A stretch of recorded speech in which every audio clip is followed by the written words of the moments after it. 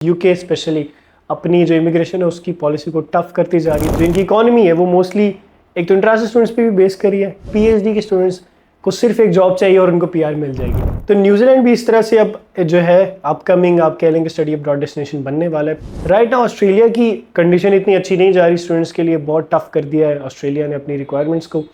अस्सलाम वालेकुम जी, welcome back viewers, this is your host Mohammad Ashar Khan speaking from university page. आपका होस्ट, आपका दोस्त आपको वेलकम करता है एक और नई वीडियो के साथ।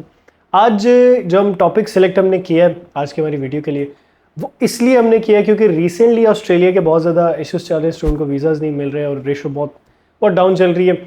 तो अब स्टूडेंट्स की कोशिश है कि वो न्यूजीलैंड की तरफ जाए, तो इस वजह से हमने आज का जो टॉपिक है वो न्यूजीलैंड के ऊपर है। खैर इस वीडियो में आपको प्रोसेस बताने की कोशिश करेंगे, ओवरऑल क्या प्रोसेस है, क्या फीसिस होती हैं, पार्ट टाइम की क्या अपॉर्चुनिटीज़ हैं, थोड़ा बहुत कंपैरिजन करने की कोशिश भी करेंगे ऑस्ट्रेलिया के साथ। अगर आप चाहेंगे तो इस पर डिटेल वीडियो बना सकते हैं, खैर आप कमेंट कर दें। तो चलते हैं वीडियो की तरफ। अगर आपने चैनल सब्सक्राइब नहीं किया हुआ तो ज़रूर कर लीजिए और वीडियो कंप्लीट देखिएगा। शुक्रिया। व्यूअर्स, ये कंट्री अपने कीवी फ्रूट की वजह से बहुत फेमस है। बड़ा एक डिफरेंट सा कंट्री है क्योंकि ये एक आइलैंड कंट्री है, बहुत एक डिफरेंट एरिया में है। जिस बंदे ने भी न्यूजीलैंड जाना है उसे सिर्फ न्यूजीलैंड ही जाना है, क्योंकि ये किसी भी कंट्री के बॉर्डर्स में उस तरह से नहीं आता, सिवाय ऑस्ट्रेलिया के करीब है। ऑस्ट्रेलिया से भी 2 से 3 घंटे का रास्ता है इसका, 2.5 से 3 घंटे का। ये country south west Pacific ocean में आता है और इसके 2 पार्ट हैं, जिसमें नॉर्थ इसका आइलैंड है और साउदर्न आइलैंड है। इसके अलग अलग रीजन्स हैं। यहाँ पर अप्रॉक्सीमेटली 700 आइलैंड्स मौजूद हैं। और यहाँ की लैंग्वेज की बात करें तो माओरी ऑफिशियल लैंग्वेज है, इंग्लिश भी बोली जाती है और साइन लैंग्वेज भी इनकी ऑफिशियल लैंग्वेज है। बड़ी अच्छी बात है। खैर वेलिंगटन यहाँ का कैपिटल है। मोरओवर जो करेंसी यहाँ पे न्यूजीलैंड डॉलर यूज़ होता है, जैसे ऑस्ट्रेलिया में ऑस्ट्रेलियन डॉलर यूज़ होता है, इस तरह न्यूजीलैंड में न्यूजीलैंड डॉलर यूज़ होता है। इसके अलावा पॉपुलेशन को देखें तो 6.5 की अप्रॉक्सीमेटली यहाँ की पॉपुलेशन है। कंट्री बड़ा फेमस है अपने कीवी फ्रूट की वजह से, अपने एग्रीकल्चर की बहुत ज़्यादा यहाँ की ग्रोथ है। इनकी फार्मिंग जो इंडस्ट्री है बहुत ज़्यादा ग्रोथ देती है। मोरओवर वुड का बहुत ज़्यादा काम होता है क्योंकि ये मोस्टली यहाँ पे फॉरेस्ट वगैरह भी आपको मिलते हैं, एक प्लेन लैंडस्केप है यहाँ का। तो यहाँ से आपको जो इनकी इकॉनमी है वो मोस्टली एक तो इंटरनेशनल स्टूडेंट्स पे भी बेस करी है। अप्रॉक्सीमेटली समथिंग 20 से 40 बिलियन डॉलर्स हर साल इंटरनेशनल स्टूडेंट्स यहाँ पे लेके आते हैं, इनकी इकॉनमी में सपोर्ट करते हैं। मोरओवर देखा जाए तो इनका जो डेयरी के प्रोडक्ट्स हैं वो पूरी दुनिया में जाते हैं। कैटल फार्म्स और इनके जो कीवी के फार्म्स हैं वो पूरी दुनिया में रिप्रेजेंटेशन है इनकी। मोरओवर कुछ पार्ट टूरिज्म का भी है, बट अगर बात की जब बहुत ज़्यादा टूरिस्टिक अट्रैक्शन है तो आई वुड से नहीं, क्योंकि बहुत डिफरेंट एक जगह पे चले जाते हैं। और मोस्टली जो टूरिस्ट होते हैं उनकी कोशिश यही होती है कि वो यूरोप में चले जाएं, क्योंकि उनको फिर एक ही वीज़ा के ऊपर मल्टीपल कंट्रीज़ देखने को मिल जाती हैं, करीब करीब होती हैं।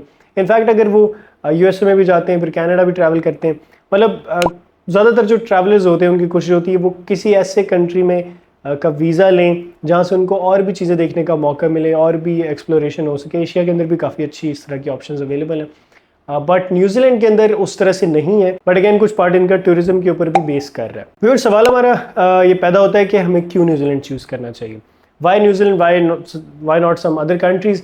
तो पहली बात है पीआर की। पीआर यहाँ पर बहुत ईजिली मिल जाती है, अगर आप उनकी ऑक्यूपेशन लिस्ट के अंदर आते हैं तो ईजिली पीआर ले सकते हैं। खैर इसके ऊपर थोड़ा सा आगे जाके बात करते हैं वीडियो में। एजुकेशन के पॉइंट ऑफ व्यू को देखते हैं तो यहाँ पर आपका बैचलर्स 4 साल का है, मास्टर्स 2 साल तक रेंज कर सकता है, इस तरह पीएचडी भी है। तो पाकिस्तान से बहुत सारे मास्टर्स और पीएचडी के स्टूडेंट्स जाते हैं। राइट नाउ ऑस्ट्रेलिया की कंडीशन इतनी अच्छी नहीं जा रही स्टूडेंट्स के लिए, बहुत टफ कर दिया है ऑस्ट्रेलिया ने अपनी रिक्वायरमेंट्स को, इस वजह से। प्लस उनका वीज़ा रेशो भी आपके सामने, अगर आप अपडेटेड रहते हैं इस तरह के कंटेंट से तो आपको पता होगा कि उनका वीज़ा रेशो भी बहुत ज़्यादा अच्छा नहीं चल रहा। इस वजह से जो अब पाकिस्तानी स्टूडेंट्स हैं स्पेशली वो न्यूजीलैंड की तरफ आ रहे हैं, क्योंकि कंपैरेटिवली फीसिस भी थोड़ी सी मुनासिब हैं और लाइफस्टाइल तकरीबन एक जैसा है, कोई बहुत ज़्यादा डिफरेंस नहीं है। यहाँ की एजुकेशन की जो अच्छी बात है वो ये है कि ये टॉप 10 की लिस्ट में आती है, और यहाँ के जो कोर्सेज़ हैं वो कुछ कोर्सेज़ टॉप 50 के अंदर भी आ रहे हैं। तो अगेन बड़ा अच्छा एजुकेशन सिस्टम है। अगर आप यहाँ से अपनी डिग्री करते हैं तो बिल्कुल आपको यहाँ ही बहुत ज़्यादा अपॉर्चुनिटीज़ मिल जाती हैं, क्योंकि बहुत ज़्यादा रश नहीं होता फॉरेनर्स का, जैसे यूरोप के अंदर बहुत सारी कंट्रीज़ के में आपको देखने को मिलता है। ऑस्ट्रेलिया के अंदर भी बढ़ गया है, कनाडा के अंदर भी है। इस वजह से ये तमाम कंट्रीज़, यूके स्पेशली अपनी जो इमिग्रेशन है उसकी पॉलिसी को टफ करती जा रही है, ताकि बहुत ज़्यादा लोग ना आ सकें, और स्टूडेंट्स के लिए भी स्पेशली ये चेंज करें अपनी पॉलिसीज़ को। इनफैक्ट यूके में अप टू 70% इन्होंने अपनी इमिग्रेशन को, जो नेट इमिग्रेशन थी, उसको रोक दिया है। तो इससे आप अंदाज़ा लगा सकते हैं कि स्टूडेंट्स अब उनके लिए बहुत ज़्यादा ऑप्शंस अब नहीं रही जिस तरह की पहले थी। कनाडा था, कनाडा भी अपनी रिक्वायरमेंट्स टफ़ कर दी हैं, GIC डबल कर दी है। उसके बाद ऑस्ट्रेलिया था, ऑस्ट्रेलिया बहुत इजीली एडमिशन्स दे देता था, बहुत सारे स्टूडेंट्स कॉलेजेस में जा रहे थे। अब जो है वो टियर लेवल भी आ गया है, प्लस ये कि रिक्वायरमेंट्स भी बहुत टफ़ कर दी है। ओवरऑल सब चीज़ों को बहुत ज़्यादा मुश्किल कर दिया है। UK का आपके सामने कंडीशन है। तो बहुत सारे स्टूडेंट्स की अब जो कोशिश है वो यूरोप की तरफ है फर्स्टली, और यूरोप में भी कुछ गिने चुने कंट्रीज़ है जिनका मैं अक्सर जिक्र करता रहता हूँ। अगर आप इंटरेस्टेड है तो हमारे चैनल पे जाकर ब्राउज़ कर लें, बहुत सारी कंट्रीज़ को मैंने कवर किया हुआ है। पाकिस्तान से किस तरह प्रोसेस चलता है, तमाम चीज़ों को मैंने डिटेल से डिस्कस किया, फ़ीस वगैरह और आपके जो लिविंग एक्सपेंस इन सब चीज़ों को ऐड किया हमारी वीडियो के अंदर। कौन कौन सी जॉब्स आपको करनी चाहिए, मतलब बहुत सारी चीज़ें हमने ऐड की है। अगर आप नहीं देख रहे तो मिस करें, बहुत सारी चीज़ें आप मिस करें, ज़रूर जाके चेकआउट करें हमारे चैनल को। खैर बात करते हैं न्यूजीलैंड के ऊपर। तो न्यूजीलैंड भी इस तरह से अब जो है अपकमिंग आप कह लेंगे स्टडी अब्रॉड डेस्टिनेशन बनने वाला है। प्रीवियसली थोड़ा बहुत था बट अभी ये बहुत ज़्यादा होने वाला है। मोरओवर जो इनका प्रोसेस है वो बहुत सिंपल है। एजुकेशन का आपने एडमिशन लेना है और आपको जो है ना एक फाइनल एक्सेप्टेंस लेटर मिलता है, उसकी बेस पे वीज़ा अप्लाई करते हैं। बहुत ज़्यादा कॉम्प्लिकेशंस नहीं है और बहुत ज़्यादा लेवल्स में मुश्किलात नहीं आपको आती। आप डिप्लोमा में भी जा सकते हैं, 2 ईयर्स डिप्लोमा कर सकते हैं, 4 ईयर्स डिप्लोमा कर सकते हैं। इस तरह से आप कॉलेजेस में जा सकते हैं, आप यूनिवर्सिटीज़ के अंदर भी जा सकते हैं। इसके अलावा जो एक बड़ी अट्रैक्ट करती है वो चीज़ वो है पोस्ट स्टडी वर्क वीज़ा। यहाँ का पोस्ट स्टडी वर्क वीज़ा आपको 3 ईयर्स का मिलता है और न्यूजीलैंड ने ये पब्लिश भी किया अपने ऑफिशियल आर्टिकल्स के अंदर कि उनको 2025 तक बहुत ज़्यादा इंटरनेशनल स्टूडेंट्स चाहिए। राइट, उनकी हाफ आई थिंक वो कोटा उनका पूरा हुआ बट अभी हाफ रहता है, तो बिल्कुल आपको वीज़ास बहुत इजीली मिलेंगे, कोई बहुत ज़्यादा मुश्किल आपको नहीं आएगी। इसके अलावा बात करते हैं कि कौन कौन से ऐसे कॉन्स हो सकते हैं, यानी कि कौन से ऐसे पार्ट हैं जो मुझे लगता है बहुत अच्छे भी नहीं है। वो ये कि एक तो ये बहुत मोबिलिटी वाइज कंट्री छोटा भी है और बहुत सेपरेट है। ठीक है, जिसने भी ट्रैवल करना है उसने सिर्फ न्यूजीलैंड ही जाना और कहीं भी नहीं जाना। तो आई थिंक ये थोड़ा सा एक मुश्किल पार्ट है। अगर आप यूरोप घूमना चाह रहे हैं तो आई थिंक मुश्किल हो जाएगा। कनाडा USA जाना चाहते हैं, बड़ा एक लंबा ट्रैवल आपको करना पड़ेगा। मोरओवर स्मॉल कंट्री है, बहुत ज़्यादा आपको चीज़ें नहीं देखने को मिलेंगी, एक्सप्लोरेशन बहुत ज़्यादा नहीं है, आप कह लें कि बहुत ज़्यादा टूरिस्टिक स्पॉट्स भी नहीं है। तो आई थिंक ये कुछ पार्ट हो सकता है अगर आप थोड़ा ट्रैवलिंग वगैरह पसंद करते हैं। ऑन द अदर हैंड अगर आप सिर्फ स्टडीज़ में खुश हैं तो this is the one of the best for you. इसी तरह बात करते हैं ट्यूशन फीसिस की, तो मोस्टली यहाँ पर जो ट्यूशन फीस है बैचलर्स में वो 20,000 से लेकर 30,000 न्यूजीलैंड डॉलर्स पर ईयर तक रेंज कर रही है। इसके अलावा ऑन दी अदर हैंड देखा जाए तो इसमें काफ़ी महंगे कोर्सेज भी हैं, $35,000 तक भी जा रहे हैं, 40 तक भी शायद जाते हो। तो ये हेल्थ केयर के सेक्टर के अंदर या इंजीनियरिंग के अंदर, तो ये आपने देख लेना। मोरओवर मास्टर्स की बात करें तो $30,000 $35,000 से लेके 40,000 तक भी ये जा रहे हैं। इसके अलावा PhD की बात की जाए तो इंटरनेशनल स्टूडेंट्स के लिए आसानी है। PhD के अंदर 9,000 से लेके 11,000 न्यूजीलैंड डॉलर्स पर ईयर तक आपकी फ़ीस रेंज कर सकती है और भी काफ़ी बेनिफिट है PhD के। इसी तरह रिक्वायरमेंट्स की बात करें तो IELTS आपको रिक्वायर होता है 6.5, आपके बैंड्स मिनिमम चाहिए होते हैं। कुछ केसेस के अंदर 7 बैंड से 7.5 तक भी रेंज कर सकते हैं, आपने देख लेना है। ऑफ कोर्स आपके कोर्स के ऊपर डिपेंड करता है। मोरओवर मार्क्स की बहुत ज़्यादा टफ रिक्वायरमेंट नहीं है, 55-60% मार्क्स पे आपको एडमिशन मिल सकता है। अगर आपके अच्छे मार्क्स होंगे तो फिर आप यूनिवर्सिटी के अंदर एडमिशन ले सकेंगे। अगर आपके बहुत अच्छे मार्क्स नहीं होंगे फिर आपको कॉलेजेस की तरफ जाना पड़ेगा। अच्छा भैया, PhD के स्टूडेंट्स के लिए थोड़ी रिक्वायरमेंट आई थिंक थोड़ी कम है कि आपको IELTS की भी रिक्वायरमेंट नहीं है। आप बहुत सारी यूनिवर्सिटीज़ के अंदर, बहुत सारे कोर्सेज के अंदर मीडियम ऑफ इंस्ट्रक्शन पे भी जा सकते हैं, जिसको हम अपना इंग्लिश प्रोफिशिएंसी लेटर कहते हैं। खैर व्यूअर्स, अब बात करते हैं कुछ बेस्ट यूनिवर्सिटीज़ की, कौन कौन सी ऐसी बेस्ट यूनिवर्सिटी है जिसमें आपको अप्लाई करना चाहिए। इस लिस्ट के अंदर बहुत सारी अच्छी यूनिवर्सिटीज़ हैं और इनफैक्ट टॉप 100 के अंदर भी कुछ यूनिवर्सिटीज़ आ रही हैं, जैसे कि यूनिवर्सिटी ऑफ ऑकलैंड है, 68 रैंकिंग पे आ रही है। इसके अलावा यूनिवर्सिटी ऑफ ओटागो है जो कि 206 में रैंक कर रही है। मोरओवर देखा जो द मैसी यूनिवर्सिटी है 239 पे आ रही है। विक्टोरिया यूनिवर्सिटी ऑफ वेलिंगटन है 241 पर रैंक करती है। इसके अलावा यूनिवर्सिटी ऑफ वाईकाटो है जो कि 250 पर रैंक कर रही है।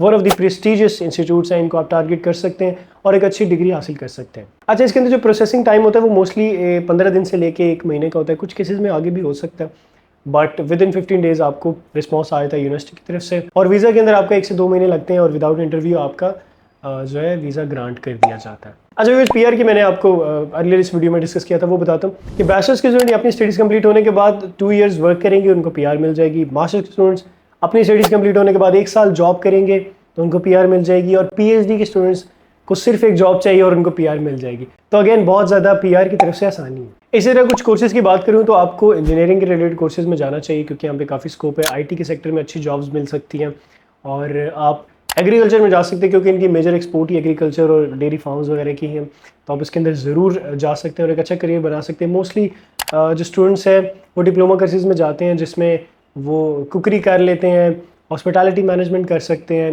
ये भी अच्छी फील्ड है, यहाँ पर अच्छा स्कोप है। इसके अलावा बिज़नेस पढ़ेंगे तो अगेन आपको काफ़ी बेनिफिशियल रहेगा क्योंकि बिजनेसेस का भी यहाँ पर काफ़ी अच्छा कॉन्सेप्ट है और बड़ा एक अच्छा सेटअप होता है और बहुत प्रोफेशनली उसको लेके चलते हैं।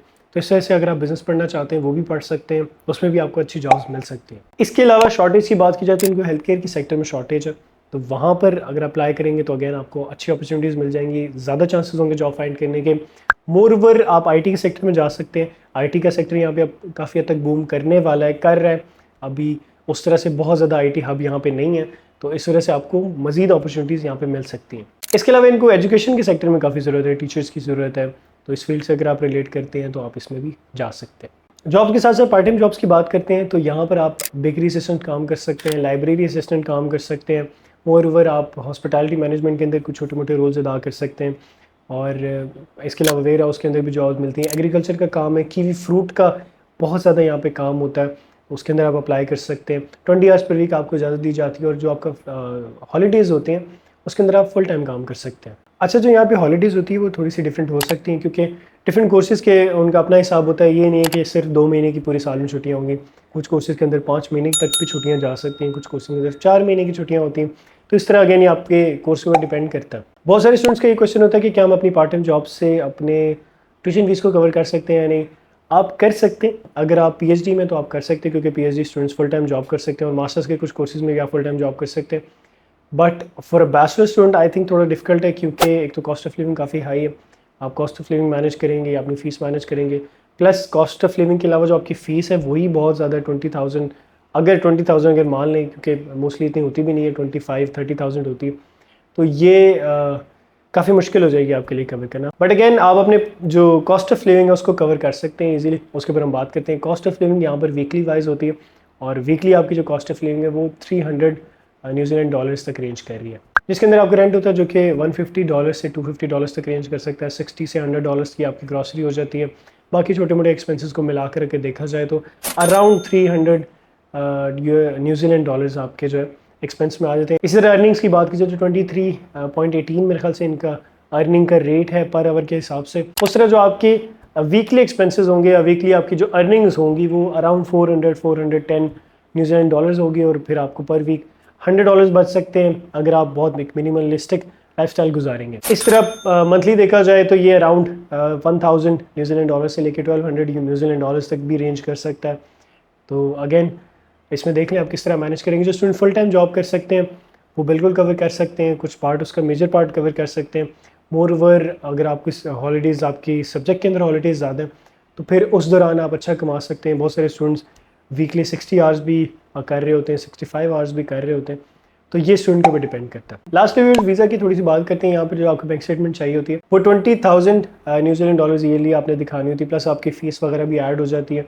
इसको अगर पाकिस्तानी रुपीज़ में देखें तो ये अराउंड 5 मिलियन से 8 मिलियन तक होनी चाहिए रिकमेंडेड आपको। ऑफ कोर्स आपकी जितनी अच्छी बैंक स्टेटमेंट होगी वही रिकमेंडेड होती है।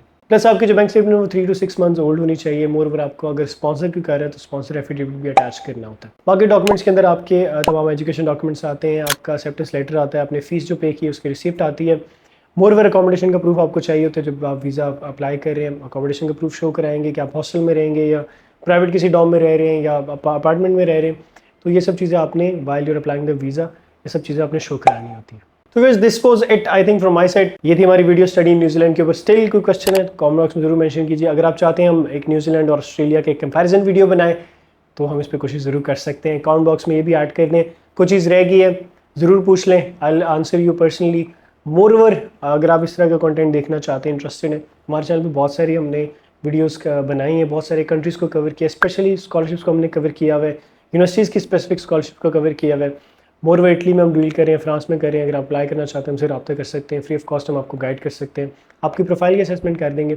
तो इससे आपको एक आइडिया हो जाएगा कि आपने किस जगह में अप्लाई करना है। यूरोप का बहुत ज़्यादा भी ट्रेंड चल रहा है, वीज़ाज़ भी बहुत ज़्यादा ग्रांट हो रहे हैं। रिसेंटली हमारे स्टूडेंट्स को इटली के वीज़ाज़ ग्रांट हुआ है, अपॉइंटमेंट्स का भी सिस्टम बेटर हो गया है। तो I think this is the best time, this is the perfect time. ज़्यादा लेट मत करें। खैर मिलते हैं इस तरह की नेक्स्ट वीडियो में, तब तक के लिए मुझे दे जाए, शुक्रिया।